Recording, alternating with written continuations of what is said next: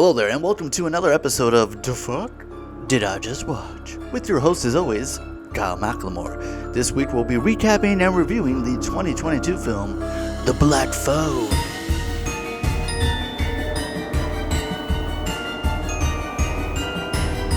If you haven't already, please take a moment to like and subscribe.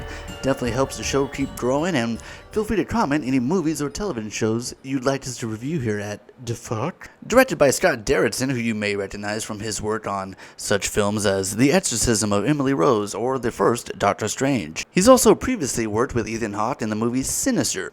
The Black Phone is the story of a 13-year-old boy who is kidnapped by a serial child killer known as the Grabber. After being locked in the killer's basement, the young boy starts receiving phone calls from the killer's previous victims. If you haven't seen The Black Phone yet and would like to, please pause now and return later because there may be several spoilers up ahead. That's right, this is your official spoiler alert! That's right, with the help of Ethan Hawke in a very creepy mask, The Black Phone hopes to be the first big horror movie of the summer. But there's just one problem. It's not that scary at all.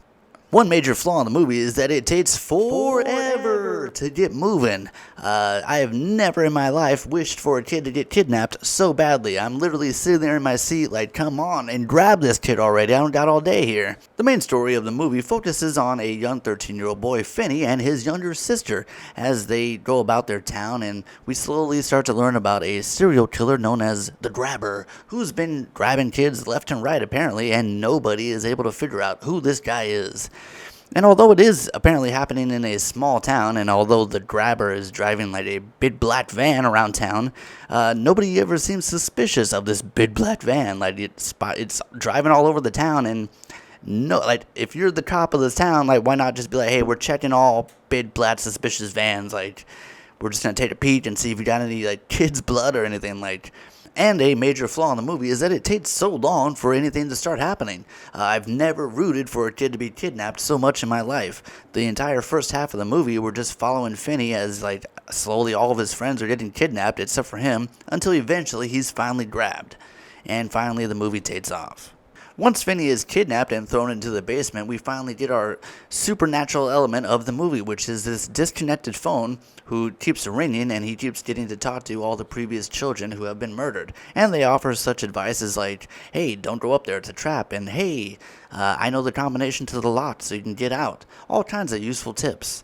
And as he's talking to the kids, we get to see him in the background all zombied and like dead looking spirits or whatever. But again, it's not that scary because they're extremely helpful. It's like, is Casper scary?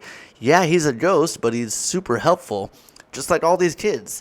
Although they're dead, they're all being extremely helpful and cool, so I'm never really scared the whole time. And as far as Ethan Hawke goes, I was expecting, my level of expectations were at the ceiling because Ethan Hawke has been murdering it lately. He was in Moon Knight, and every frame that he was on screen was unbelievable. He was also in The Northman, which came out this year. Although his role was small, he absolutely destroyed it and was probably one of the highlights of that movie. So coming into The Black Phone, I could not wait to see some Ethan Hawke, and then especially Ethan Hawke as like a serial child killer. Like that sounds amazing. And he's got like this weird devil mask thing. Like it looked hella cool, and my hopes were as high as the sky. But unfortunately, every time he's on screen, he's not that scary. He just kind of stands in the doorway the whole movie. Like he really doesn't do anything. He's doing like this weird back and forth thing where like he tries to be friendly and like I was thinking about letting you go, but it's all like part of his game of like, I guess like the only way he gets off is that he has to like punish the bad kid, so it's like he has to wait for the kid to escape so he can beat the shit out of him and then like eventually kill him. But thanks to his Casper the Friendly Ghost friends, they all tell him like, hey, like if you don't play his stupid game, he totally won't kill you. So Ethan Hawke really doesn't do much. He comes down the stairs every once in a while and has like a different version of the mask on every time, like it's showing different parts of his face, but other than just standing in the hallway, he's not that scary. As far as the child acting goes, it's phenomenal. This main kid, Finney, I believe his name is Mason Thames, phenomenal as our main character. Really, really great acting. Even his sister, Madeline McGraw, gives a phenomenal performance and is definitely trying to steal the movie from us this whole time. Like, she's killing it. She has some of the best lines in the movie, definitely coming in with the jokes. Huge relief. Overall, kind of like a heroine, badass kind of thing. I mean, she steals the show. She completely steals it from Finney and from Ethan Hawke, too. All the kids are really great. He's got like a whole Sandlot crew behind him of like all these previous victims, and they're all great performances. All the kids are really good. It's really great to see little kids giving such amazing performances. Like, it's really great.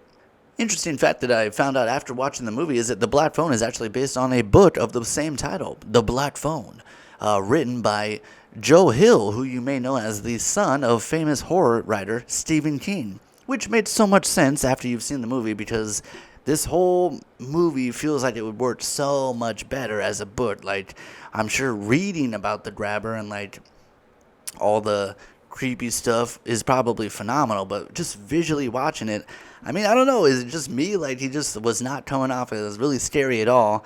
And yeah, I'm gonna do my best here to not spoil too much, but the end, it basically turns into Home Alone, but if Home Alone was like rated R, and if Kevin McAllister was actually trying to kill these guys instead of just, make them slip on Hot Wheels.